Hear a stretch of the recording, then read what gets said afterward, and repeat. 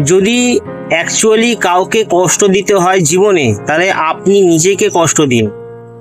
আপনি নিজেকে যত কষ্ট দেবেন তত আপনি শক্ত হবেন এবং সফলতার উচ্চতায় যাবেন। আপনাকে দেখে বা আপনাকে ছেড়ে যারা চলে গেছে তারা কষ্টে ভুগবে, কারণ যখন তারা আপনাকে দেখবে যে আপনি সফলতার একদম উচ্চতায় চলে গেছেন, তখন তারা আপনাকে ছুতেও পারবে না, আপনার কাছে যেতেও পারবে না। আপনাকে পাওয়ার জন্য তারা হাতড়াবে।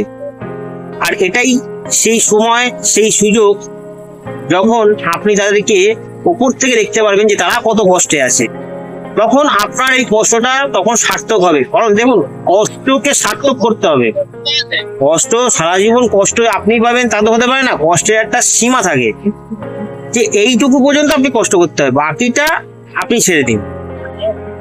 যারা আপনাকে আপনার কষ্টের টাইমে ছেড়ে গেছিল তারা বুঝবে যে যদি একে একদিন বা সেই টাইমে না ছাড়া হতো, যদি একে সঙ্গে নিয়ে যেতাম, হয়তো আমরাও তার কাছে সেই সময় একই সঙ্গে থাকতাম।